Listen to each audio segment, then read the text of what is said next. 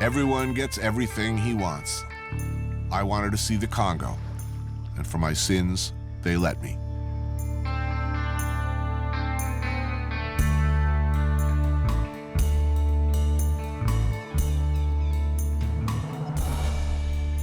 In Heart of Darkness, Joseph Conrad writes of his alter ego. When I was a little chap, I had a passion for maps. At that time, there were many blank spaces on Earth. But there was one yet, the biggest, the most blank, that I had a hankering after. This, then, is the Congo. The size of all Western Europe combined. It should be Africa's wealthiest nation. But people forget, or never even knew, that the 20th century's first Holocaust happened here when Belgium's King Leopold managed to bamboozle the world into giving him personal title to the Congo.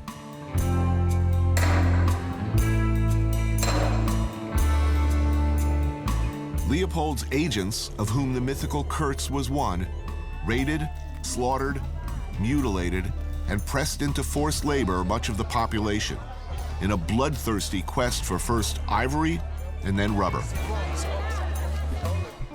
When independence finally came, the Belgians trashed what they could and left behind a completely unprepared, tribally divided, and largely ungovernable landmass filled with stuff that everybody in the world wanted. And things pretty much went downhill from there.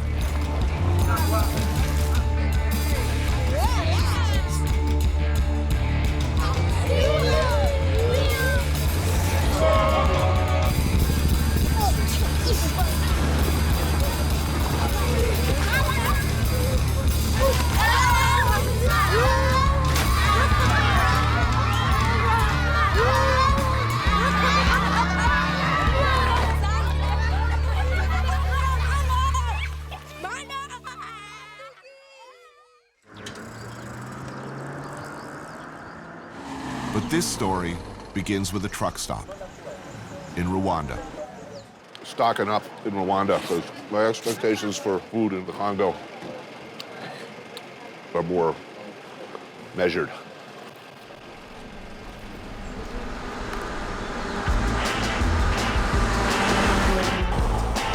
If you're looking to get to the Eastern Congo, and many would ask why you'd even want to do that, the best way is to drive across from neighboring Rwanda. This country, of course, not too long ago, suffered its own appalling genocide. Behind the wheel, Dan. He's been living in the DRC for 2 years, working on a documentary about some of the several dozen rebel groups in the country. Riding shotgun, Dan's close friend and associate, Harrowing, a Congolese. They're taking me across the border. One side, Rwanda. Hotels, paved roads, internet, and paperwork to be filled out.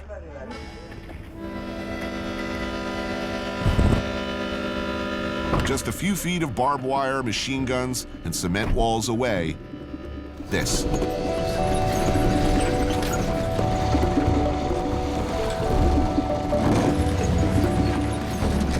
Welcome to Goma.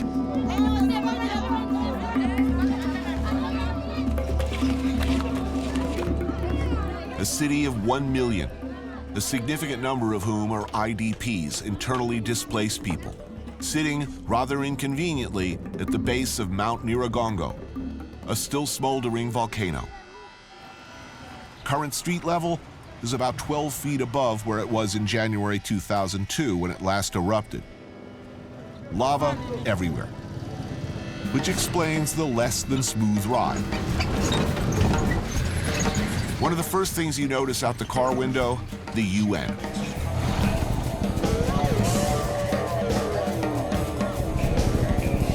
About 4 months ago, the M23, one of the various rebel groups holed up in the jungle nearby, invaded the city.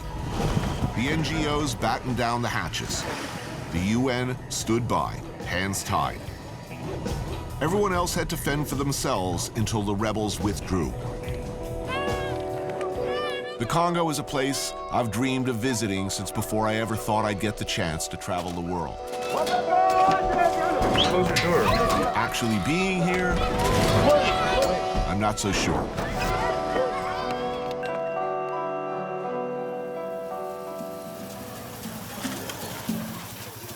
Dan, Horeb, and I head for a local restaurant. Good food is going to be a challenge soon, so we take the opportunity to fill up on what we can. Grilled chicken, ugali, piri-piri pepper. A pretty nice meal. Goma in the 50s, you know, tourists used to come from as far down as Rhodesia, up here to vacation. Amazing wildlife. Also, I remember my childhood seeing lions just alongside of the road sometimes. Goma was a touristic place for a long time. They're not coming anymore? No. No, you're just saying no. It's a red zone. It's looking like there won't be house-to-house fighting or artillery or mortars dropping into Goma. Was today a good day? Well, right now we have a rebel group just 10 kilometers north of us. Right. And then we have maybe 7 other rebel groups that are all caught in the blender, you know? So Things change quickly in Congo. Confused yet? Virtually all of the eastern part of the country is being contested by rebel groups, some local and others allegedly acting on behalf of interests based in neighboring countries. Recently, the largely Tutsi Rwandan-backed M23 has been active in the area around Goma, but the mostly Hutu FDLR is also here. The Mai Mai can refer to either somewhat generic local self-defense groups or specific entities like APCLS or Cheka. Some groups like the FRPI are principally defending a stake in a resource like gold, and others, like the Rea Motomboki, are mainly interested in fighting with a particular enemy. In their case, they have a beef with the FDLR. And lots of other organizations controlling territory who haven't come up with a name or a cool acronym yet. This is only a fraction of the rebel groups in a single area of the Congo. And be advised, this map was hopelessly outdated before we even got here. it's all these variables kind of knotted into one big mess. And these are the reasons why media has a difficult time, why the Western world doesn't hear much about Congo. Because how can you sum it up in a 3-minute report? But for us, Goma is just a stopover on the way to the Congo River. So we need to keep moving. And roads, forget it. Certainly nothing even remotely safe between Goma and where we're headed. We're flying to Kisangani. This is the preferred route. So we've chartered a bush plane, formerly Queen Elizabeth's flying wardrobe. When the Queen traveled, presumably in her younger years, her clothes followed in this beast, or so we're told. I have not seen this model of plane before. A first for me. Of course, you'll learn to take nothing for granted in the Congo. Uh-oh. Just as we're about to take off, thunder, lightning. I don't see what the problem is. Weather looks fine to me. Let's get this thing airborne.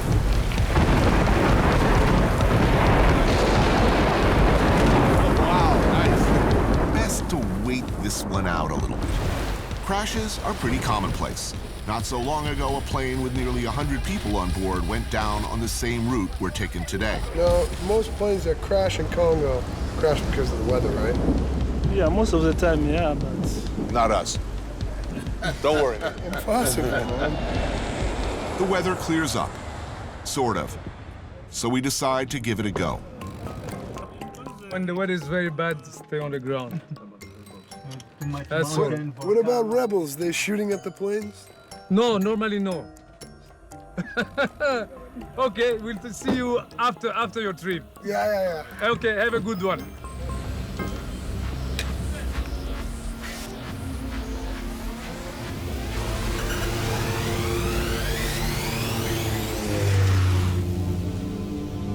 Lifting off from Goma, we head out over the shores of Lake Kivu before circling back northeast. Our destination, what Conrad referred to in Heart of Darkness as the inner station. Here, surrounded by dense jungle, lies our rendezvous with the Congo River, a waterway responsible for both building this country and helping to destroy it.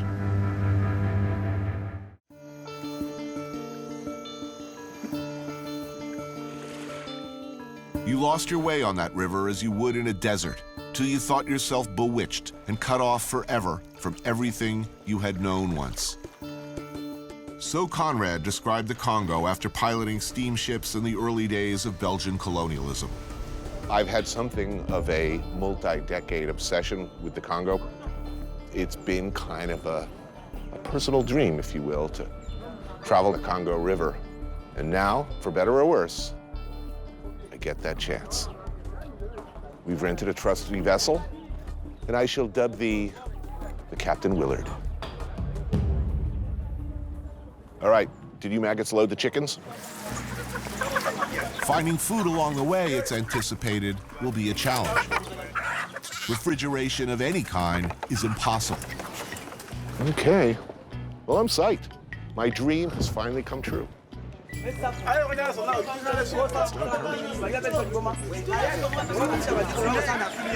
Blocked by officials? Well, this could be months. Okay, let the probing begin. We need this boat to move now. How do we do this? Let's get underway before they figure a new tax to levy on us.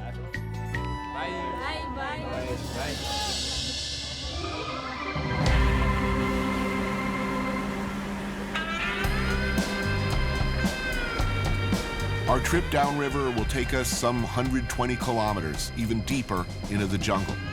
But instead of Kurtz and his ivory hoard, a crumbling Belgian research center with a shadowy past awaits us at our destination. This is a turn of the century map. So as Kisangani was then called Stanleyville. Leopoldville, that would be here. Like 3,000 kilometers or something like that. A long way to go if we were taking the full ride. That's what we're doing, right? All the way to the Atlantic? You didn't tell them yet?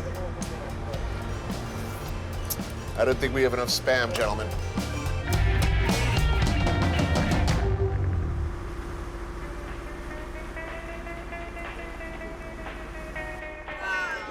A half-day's journey downriver, there's a local dignitary we've promised to visit. Yeah, there's the chief who's coming down. We arrive, late, but the king is still waiting for us. Traditional headgear, not so traditional suit. The medals given by the Belgians, proving his royal lineage.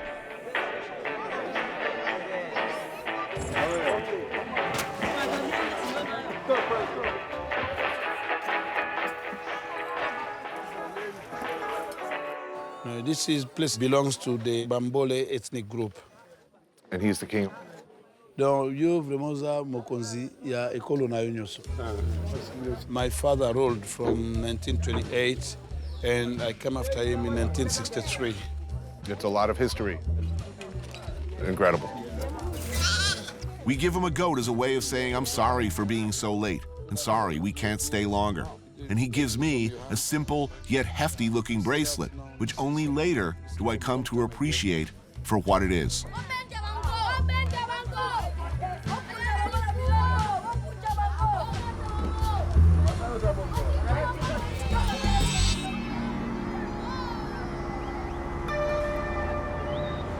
Horan told me this goes back to Arab Portuguese times. It was the Arabs who taught them how to do this. So they wear them on their wrists or their ankles. This is older than our story, probably. The chief said his father gave it to him in 1935. So who knows, man? Wow. So where'd you get the bracelet? Oh, an African king gave it to me. Congo River. Where'd you get yours?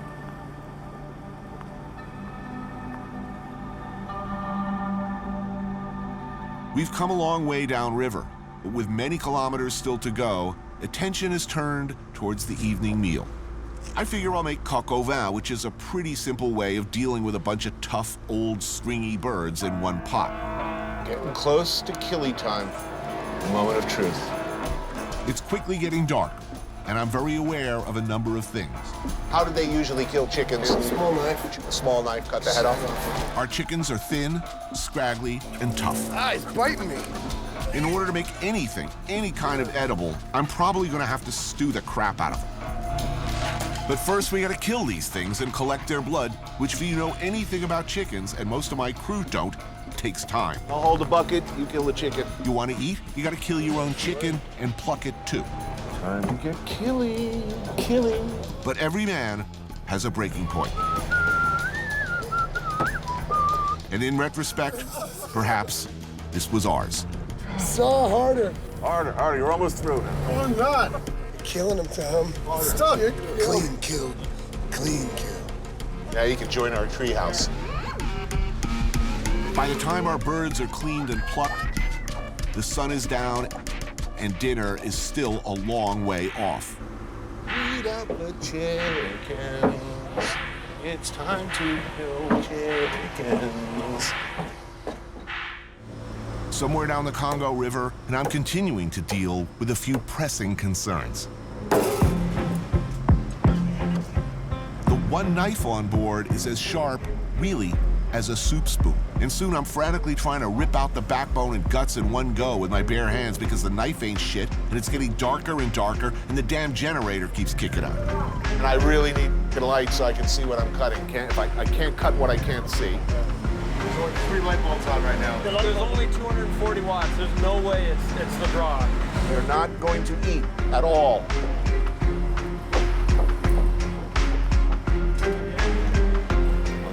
I'm never going to get through with this. Machete? No, maybe we should figure out how to cook dinner, unless you don't want to eat any dinner. Because we are really not going to eat any dinner tonight. Okay, I've had a peanut butter and jelly sandwich this week, and I would like to eat, especially as we've gone through all of this misery with these chickens. All right, where's the machete? It would be apropos to point out that we do not want to be moving at night. We would not like to run aground in the middle of the freaking Congo. He's gonna swim in now. He's worried about Crocs. I can't see any. The currents unpredictable. Visibility nil. Time to tie up for the night. Generator issues more or less fixed, but now another just as serious problem presents itself. With the lights burning, it becomes insanely buggy. Crush the wrong one of these moths while swatting your face, and you will blow up like a balloon. Seriously. Okay, take the other 2 bottles of wine. You can pour all 3 bottles of wine into the onions. All right, let's put the top on, bring it up to a boil. 3 hours later, and it looks like the jungle-style stew might actually work out after all.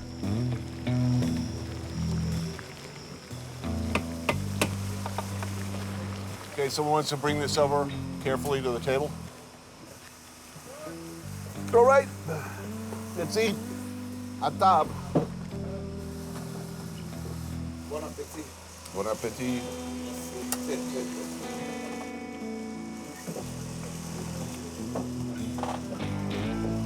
In the end, my coq au vin was a bit scraggly, but passable. It is written that I should be loyal to the nightmare of my choice. I think I now understand what that means.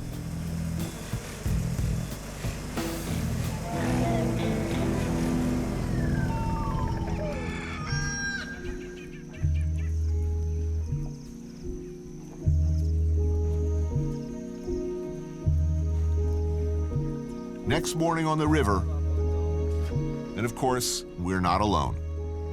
Fishermen from all the surrounding villages have heard of us and have, long before we're even awake, come by to check us out. Hey, you ever find a couple of onions for me? Don't go crazy. If we don't have, we don't have. I will not go crazy. All right, I will get on the spam and egg patrol. I may have invented the stealth bomber. Really, this will be our crowning accomplishment as a culture. Get in there, boys. Once we finally get there, we still have to get all the way back. Coming back was never part of the plan, man. We're not coming back. Yeah, they'll find us 10 years later, naked in the bush with like a necklace of Spam cans. That was glorious.